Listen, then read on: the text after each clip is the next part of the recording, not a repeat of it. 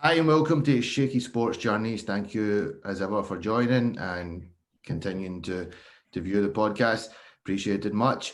Another podcast for you today, a little bit different to some of the stuff that's been on the podcast so far.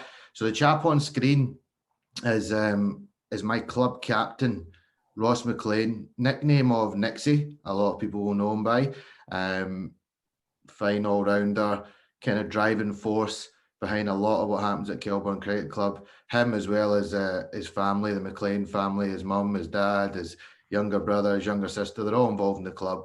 And we're going to chat through today 2021 summer, so only about 6 months ago, and talk through the season and the fact that we were pushing for promotion, which we achieved. So we'll chat about that as well, which was great.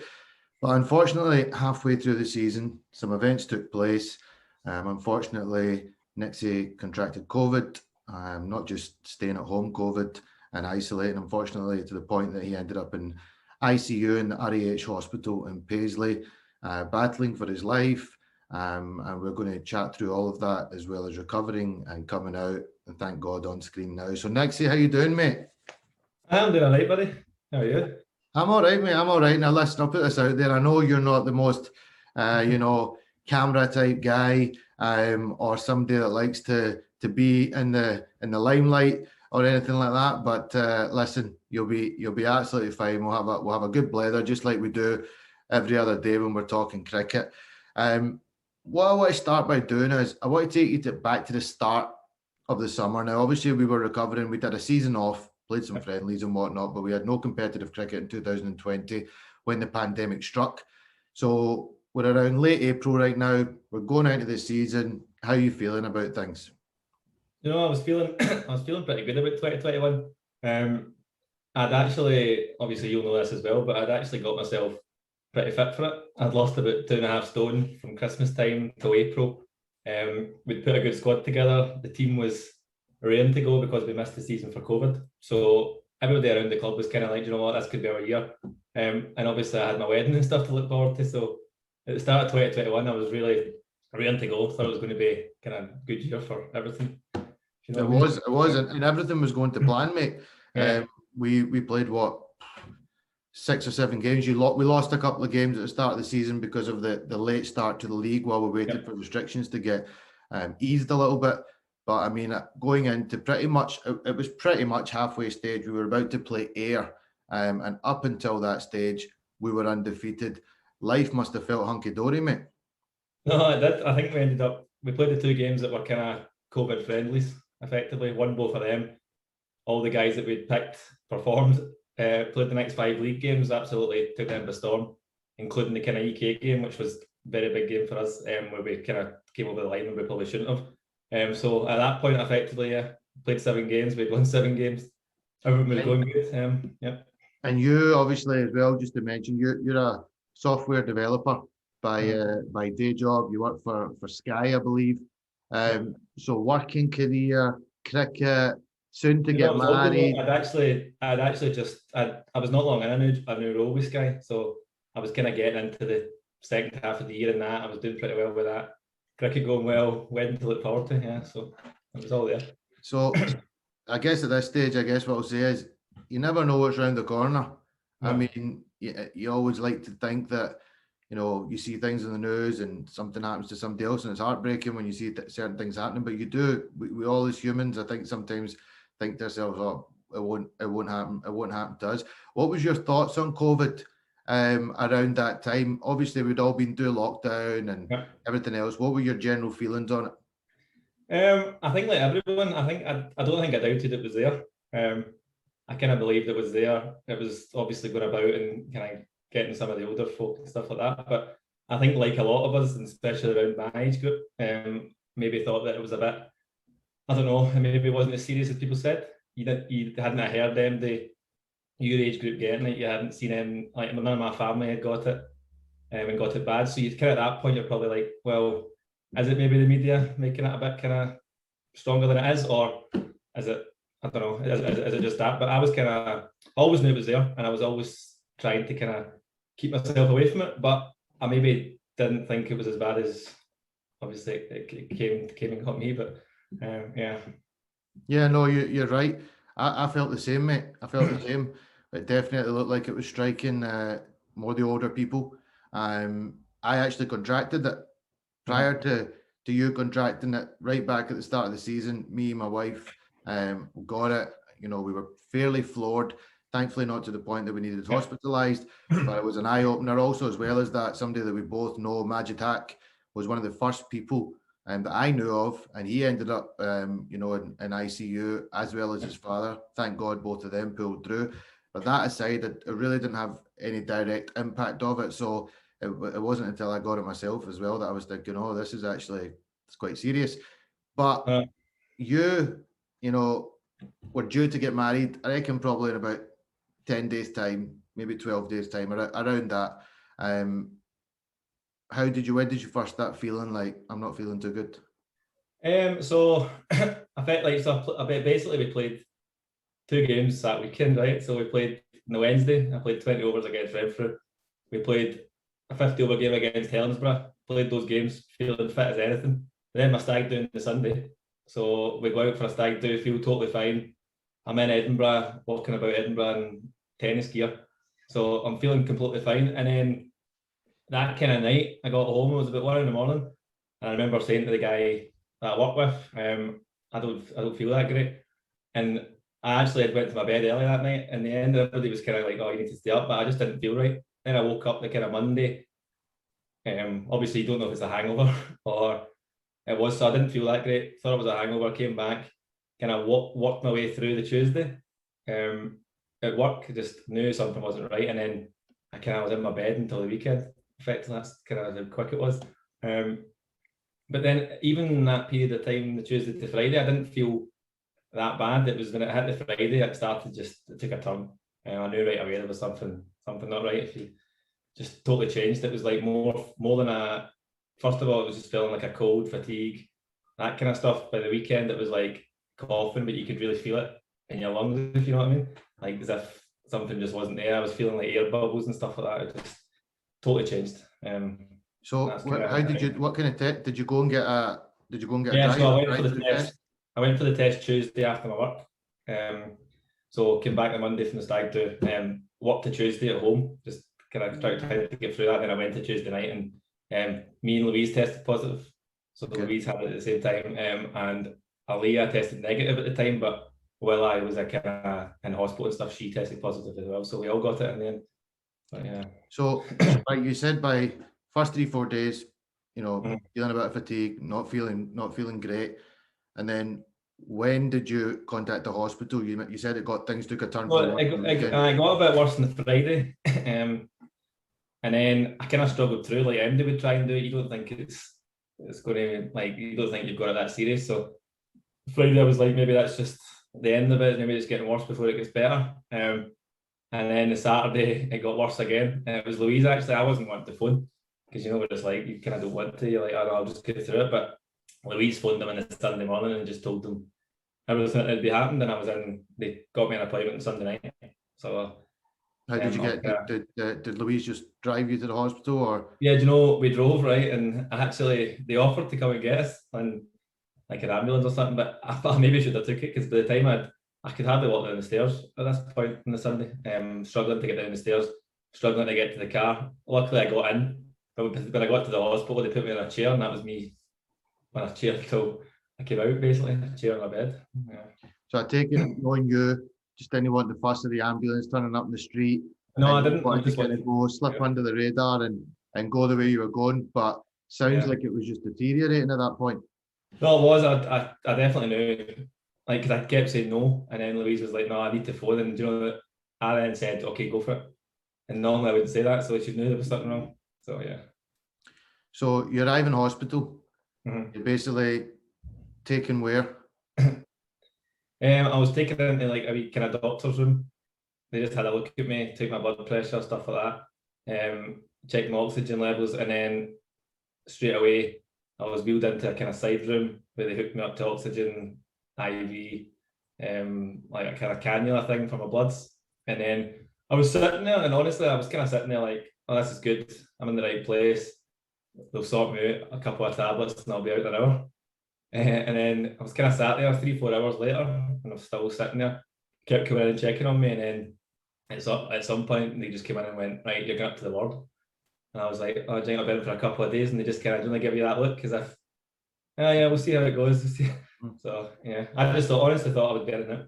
That's kind of, I was like, yeah, we'll just go up and get some stuff, and then I'll be home. Well, during this time, yeah, from the start of the week until when you're talking about, I was in contact with you, so I knew you had. We all knew you had COVID. A couple of the other boys had to isolate as well. Yeah. Stevie McLister, Ryan Morrow, Donald Campbell. They were all isolating as well. And yeah, you there were some stages where you wouldn't message for quite a while, but having had COVID, you have out periods of time where you just fall asleep for 7-8 hours straight, and then you'd be in touch again. And it wasn't until you sent me a picture, I think you must have sent it around a few of the boys, just saying, and you were in hospital, and that's when I started thinking, that's not very good. You know, that's a bit worrying. But at the same time, inside, like you're thinking you'll be all right next day. You know, you're in the safest place. So you've now gone into the ward. What at that stage? What were you actually feeling like physically? Were you struggling to breathe, or what was the main symptoms? You know, when you say about that picture as well, Shaky, I only said that because I thought I was just in for some checks. I'll be out, and then obviously quick like that. I kind of realised that wouldn't. But I got to the ward. I was actually, when I first got admitted, you get a wee kind of resurgence. You feel a bit better because you're like, you know what, I'm in the hospital. I'm getting everything I need. So I started to feel slightly better, and maybe that was, so I only went to the ward for 2 days, and then maybe that's why, I don't know, maybe I was feeling a bit as if I was getting better and stuff, but actually I wasn't. My body was kind of deteriorating inside, and it was actually the second morning I woke up in the ward, and just about 8 in the morning, I just woke up to 9 doctors crowded around me, like just kind of in a circle. And you're just sitting there like, what's going on here? Because you think you're just in the ward, you'll be fine. I was having my dinner the night before, and they just, all these 9 doctors around me going, yeah, we're taking you up to ICU. So instantly it just woke me up, turned me in my stomach, laid me down, hooked up to machines, and I got wheeled up, and that was me.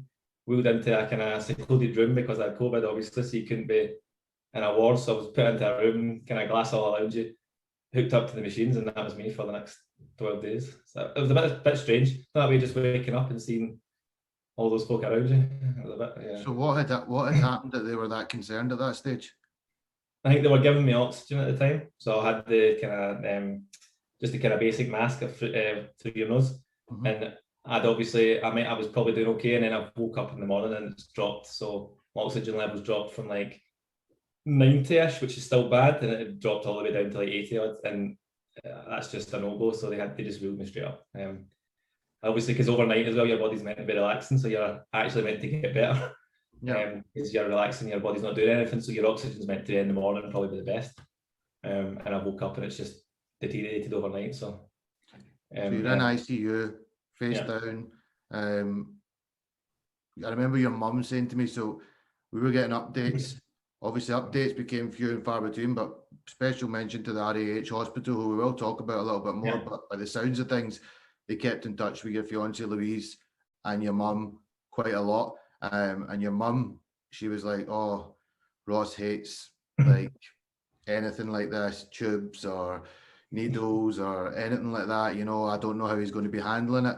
And that's just a mother for you. Like, it was heartbreaking at the time because nobody could even come to sit by your bedside and say, you know, keep you in that. That's COVID. That's a heartbreaking thing about COVID, and people that have unfortunately lost loved ones have probably not even had final time with them. It's hard to even think about or imagine.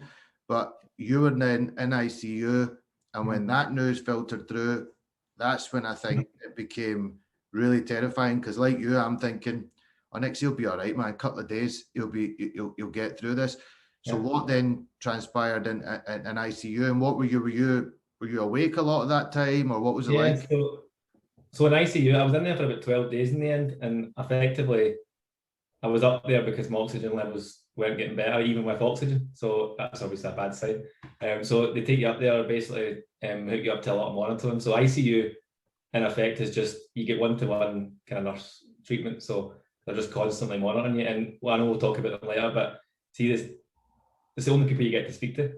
these nurses, right? And you don't get to see your family, friends, maybe the odd phone call, but these are the people that are your day to day. That's all you're seeing. And the fact that they give the care, but they care about you as well. You know what I mean? They're doing it, but they don't know you. But just the way they treat you and stuff, it makes you feel 10 times better. So I can only thank them enough. But yeah, effectively in ICU, I got hooked up to a kind of more invasive oxygen. So it was kind of like CPAP, I think, which is kind of step before ventilation, where it's giving you the oxygen. You don't really need to do much. And then because I wasn't eating or drinking at that point, I was on the IV lines. So I had IV lines coming out both arms. I had cannulas in my arm just to check blood oxygen levels.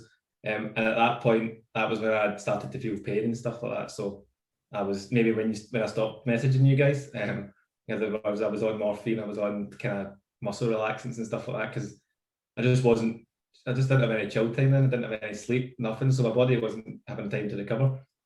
But then you never really, I don't know what, at that point you're still getting wheeled up there and you kind of go in a state of, I don't know, it's like shock. I wasn't really thinking anything, I was just going with the flow. Like anything they were doing, I was just saying, right, on you go and do it, just kind of lying there. But it was only when they'd come in, I think 2 days into ICU, they put me on like a fast, so I wasn't eating, couldn't let me eat, changed all my drugs and stuff to do something else, and then they came in and went, yeah, you're still getting worse. If you don't get better in the next 3 hours, we'll ventilate you. So I'm kind of sitting there going, all right, okay, because you obviously know the ICU rates are quite good, because it's a good care, but the ventilation, the minute they mention that, I think it becomes a lot more difficult to kind of recover and come off it. It's all very well going on it, but that's what they were speaking about. It's when you try and come off it, so they try and avoid it at all times.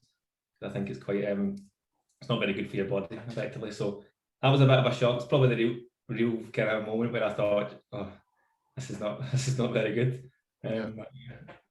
What was like, again, talking about your family, you were due to get married, 1 minute you were, like we talked about at the start, happy, jolly, life was going really well. Your fiance is now in a situation where she's at home. Yeah. Now we really started worrying. Let's be honest here. Let's not beat around the bush. You were in a life-threatening situation. Your mom and your dad just puzzled. What was going through your head?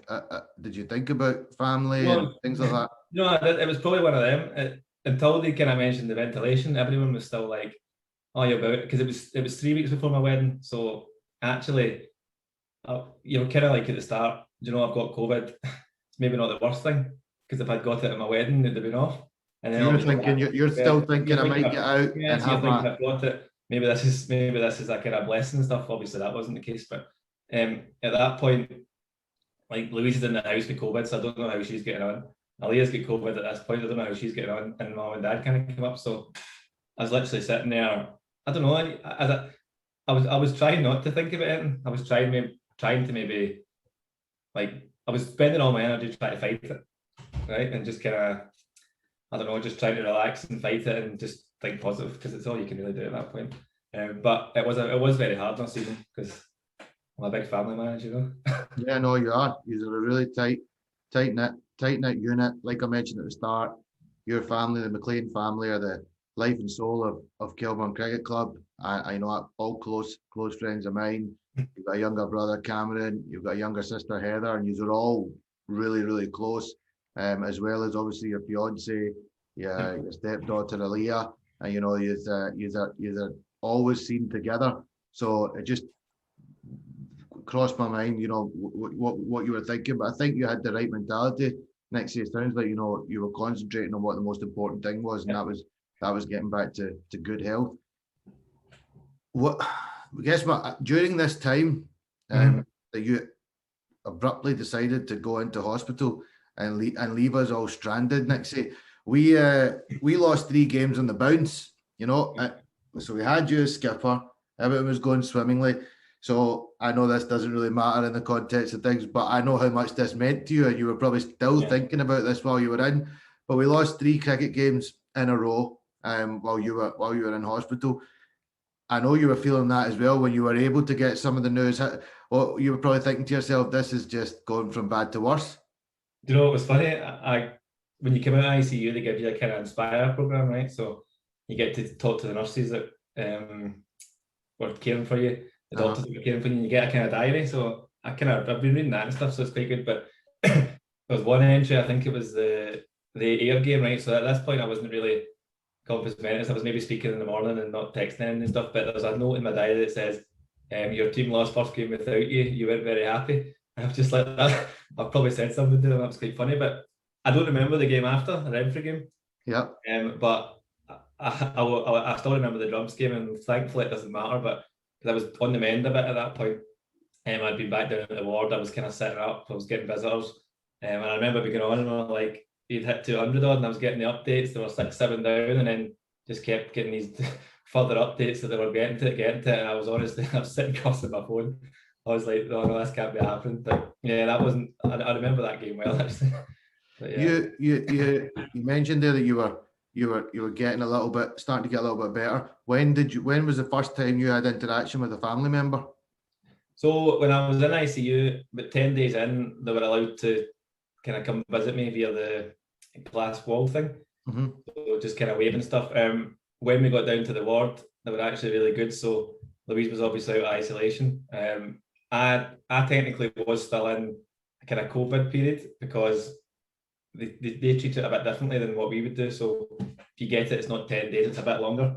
But as long as Louise was kind of putting PPE on and stuff, they were letting her in the room. So when I got down to the ward, I think it was 3-4 days in. So probably by this point, I'm maybe 2 weeks into the hospital. So for the last kind of 2 weeks, Louise was getting the visit and stuff. So that was quite good.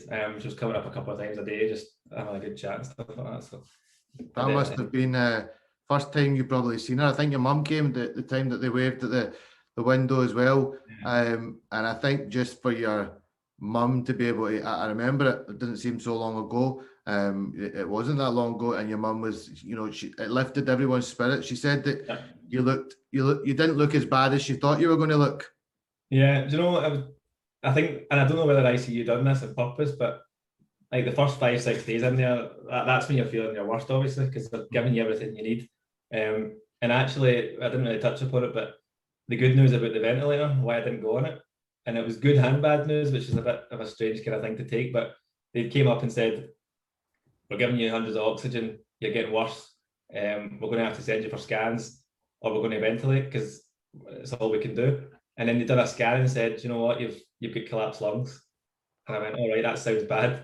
And then the guy went, "Yeah, it's bad, but the good news is it's probably what's causing the oxygen levels not to go up." So that was when I got the kind of chest training, and that kind of helped. But actually, it was talking about the needles and stuff. I'm not a big fan of them, and obviously during that period you just kind of forget about it all and you just let them do it. But that's like you get that chest training awake, so you've got pain relief and stuff, but like they come in and it's like a big tube jabbed in between your kind of ribs at the side above your lung, and it was quite a painful thing. But initially I thought it was working. They took it out, and then I had to get 3 in the end because it just kept happening. So I'm doing 1, I'm doing 2, and then it came to the third one. And by the third time was when they started my family were coming in, so I was feeling a lot better. And the first 2 drains had done the kind of job, but then they were meant to do, so it was helping me. And then they took that one out, and I've kind of went back again. So my oxygen levels dropped, so there was still air there. So they came in with a third one. I'm feeling better, and I just remember them wheeling in the trolley, and I've seen the size of the needle and stuff, and I've been, I don't know if I can do this.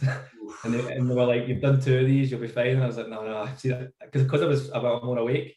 Yeah. You just took one look at it, and I went, "No, I can't do that. I can't believe I've even let you." So where it was going to go, a third one was going to... Yeah, a third one in the same place. Oh. So kind of 3 scars just dotted under my armpit. But yeah, so that was kind of when they got in. So I was feeling a lot better, and they were trying to get me up on my feet and my chain and stuff, which was another struggle in itself. But yeah, so that was good to see them. I think that probably helped me. And I think when they mentioned like the ventilator and stuff, I don't know if my body was just like, "Nah, do you know what? We're not going on to that." So I've obviously tried to fight it. So yeah. But... So big question. You've gone through this ordeal. Did you at any moment think in your head, "I might not get out of here"? Do you know what? I've been asked that quite a few times, and I guess it's the the question folk ask, but I don't know if this is naive or not. But I didn't really. I was so focused on, do you know what? I'll get in there. I was just letting them do anything they wanted to me. The scariest thing was that everything they were doing to me, they were telling me that actually we've learnt this over the last 18 months. So they're giving me particular types of oxygen. They're giving me like these kind of IV lines. They're giving me steroids to stop my immune system, stuff like that. All that stuff is stuff that they weren't doing at the start, and it's stuff they've learned that helps. So you're kind of sitting there going, you let them do everything, and I was just trying to blank it all out and just kind of focus on getting myself out. So I didn't really think at any point, but you are sitting there going, imagine you were one of the first that were in there, and the staff don't know really what they've not seen it before, so they don't know how to treat it. It's still trial and error, and actually that kind of made me feel a bit thankful in the end, I guess, that over that period of time they've managed to kind of work out ways of trying to help and stuff, because I imagine if it was at the start it might have been a bit worse. Yeah, no, I think so. In general, from the outside then, you know, as I mentioned, we lost 3 games, but it was a time when not only your family, but the wider cricket club, everyone at the cricket club, it's a very together kind of club, Kelburne. It's a big family, and then news filtered to the wider community. You had prayers and best wishes. You're obviously a very likable chap. Nobody really has anything bad to say about you. And we were, you know, I was getting regular messages from other people from other cricket clubs asking, you know, how are you? What's the latest? And it was quite a scary time because I was going off the updates where I was getting off your mum, Diane, and it was up and down. It was never clear cut. It was still very concerning. But we also made a video. The boys made a video for you. All of us came together. It was edited by Grant Milliken, who put it together in the end. We got that over to you. It was a suggestion that your mum had actually pinged me that might lift your spirits. How did you feel when you seen that video? You know, I actually really liked the video, and I didn't actually see it until I got to the ward. And by that point I was starting to mend, so it was a bit emotional, to be fair. I bet it was. Everyone kind of say it, because I think some of them were quite emotional as well, because then I kind of made me realise actually they've put kind of lots of people through it. Yeah, no, not you on purpose, by no stretch, but no, honestly, I mean, I remember it vividly, man. It was a really emotional time. We were trying to focus on the cricket, but we couldn't really focus. There was rifts happening between guys. You know, I lost my shit a few times. Happy to put my hands up and admit that. I maybe wasn't handling situations the best way, and it was all because everybody was just puzzled and everybody didn't know what was going on, and we were getting more and more worried. And let's talk about your family, your mum, your dad, your fiance, you know, your brother, your sister. Let's get to some more positive. Let's get to a positive outcome. How are you feeling the day that you walk out of the hospital and you are reunited with your family? Yeah, I don't know. It was a good day, actually. See, when they first tell you though, right? And I'm not gonna lie, you kind of want to go out, so you're like, yeah, get me out. And then they come in and they're like, right, that's you. There's your letters. There's your tablets. On you go. And you're kind of sitting there going, you know, I really want to be going out, but you've been looked after for the last 4 weeks. Everything was getting done. But then my kind of mum came up, Louise came up, picked me up. I was in the kind of wheelchair at that point, and they kind of wheeled me down, and it was obviously really good to be out, because at some points during the 4 weeks, you're kind of like, and I know I didn't really think about it, but it does cross your mind slightly, like, are you going to get out? How long are you going to be in? So the fact I was getting out was a real bonus, because at the end of the day, like, the whole point of the hospital system is if you're that bad, you go into intensive care, you come down to the ward, they kind of wean you off everything, and then you go home. So I was at the end of the road kind of for as far as the hospital treatment came. So no, I was really happy to get out. Dad came and picked us up, went straight back to the house and sat on my couch for the first time in 4 or 5 weeks. So no, it was good. Good to be back and seeing everybody. And I think I'd kind of seen, as much as the video would show me that as well, like, I think they'd been through a hell of a time. So yeah. I can see that in everyone. Just the relief and stuff when I came out, you could see it in my face. So no, it was a happy time. Brilliant, amazing news when your mum messaged around and said you're coming out tomorrow.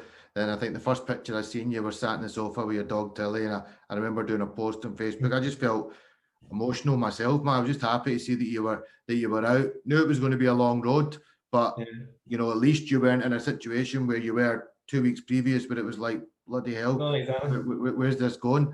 Let's talk about the RAH hospital now and the NHS. Tell me, you know, what your feelings are towards them after this experience. No, I think I'd kind of touched upon it earlier. I think I can only thank them for everything they've done.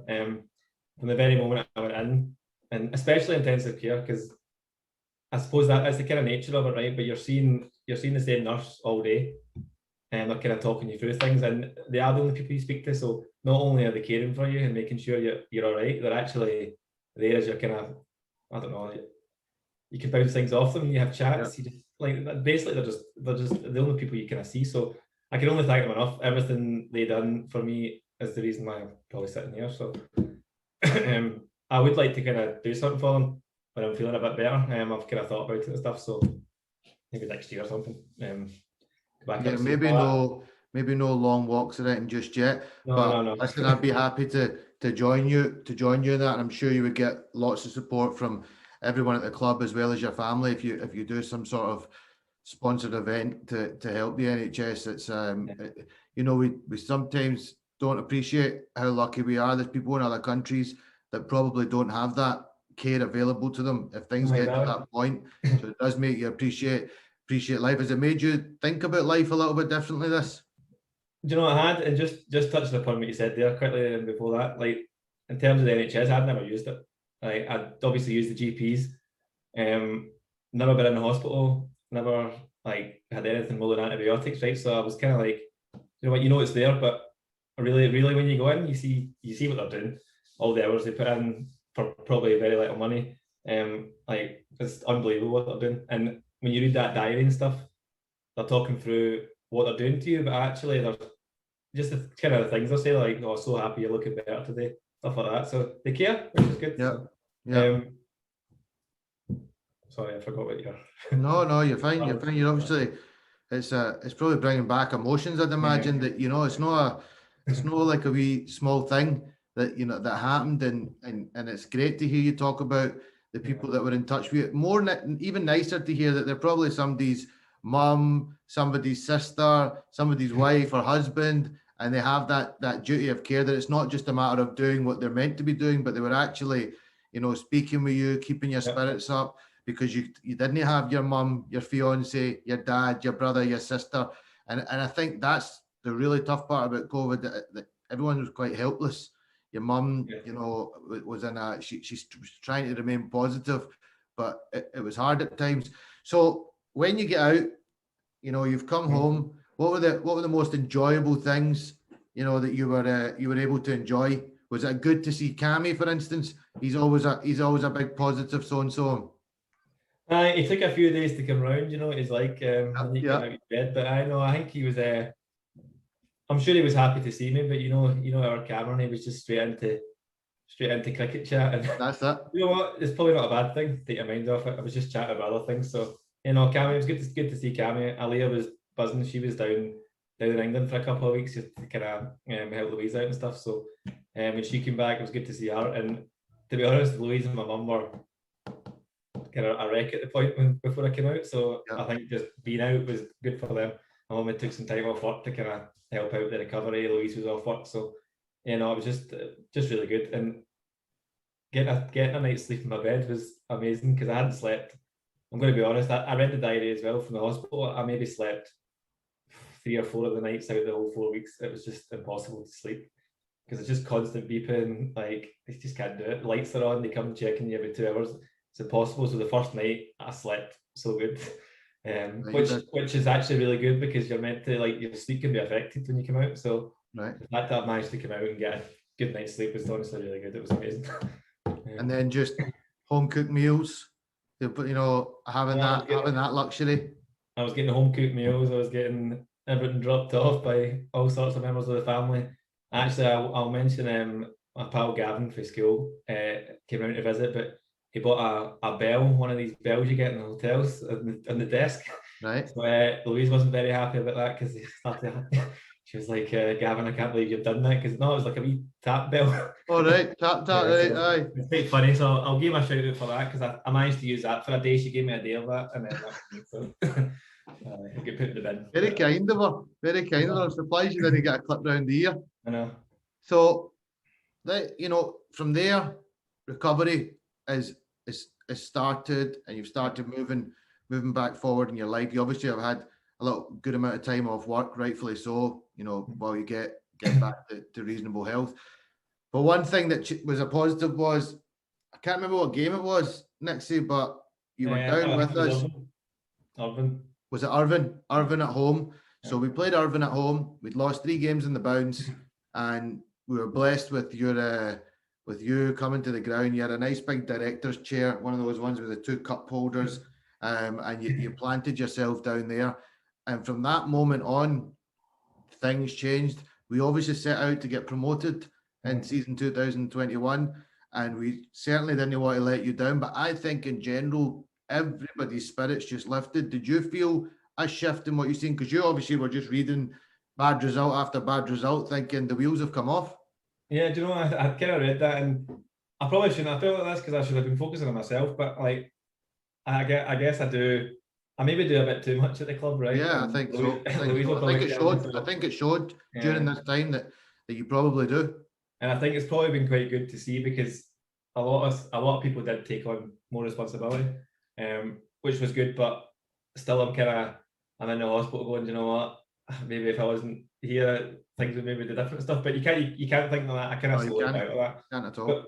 But when I came down to the Irvine game, I still wasn't even anywhere near probably being able to come out. I was still really kind of weak and stuff. Yeah, you lost your weight, it dropped. My weight was struggling and stuff, but I was kind of at the point, I was like, I can't sit in here any longer. I think that was 2 weeks. I was a week and a half out. So I get drove down, just sat in the wee chair. But honestly, the performance that day was superb. I think it was like 240 we got. Jack got an 85, I think. A couple of others get runs, but we pulled him out for 120, and it was never in doubt. But ever since then, like, I came to every game, home and away. Few nervier than others, but ultimately in the end, the job was done. And I think, just kind of looking at it, right, a lot of the other teams were probably like the run Kelburne had, and the way they kind of fell in the middle of the season with all the things that were going on, probably thought we had no chance. But to win those 6 games at the end, including East Kilbride, Drumps, Ayr, who were kind of 3 of our main challengers, I think it's amazing. It's probably actually, obviously, the way it's happened has been superb. Like, you can only be proud of what everybody's achieved, I think. Everyone just kind of fronted up at the end after all the hardship, because at the end of the day, we went into those 6 games having lost 3. Yeah. And like you've always said, you can win, it becomes a habit, but so is losing. And at that point, we were losing games that we probably should have won, and guys weren't performing, and people's minds weren't in it. So the fact to manage to flip that and go away and do what we've done in the last 6 games, I think was amazing. And it was good to watch, albeit I'm a terrible watcher. Listen, I would have hated to be you, and I know what you're like. You're a person that when you're on the pitch, you're very, very involved with everything that's going on.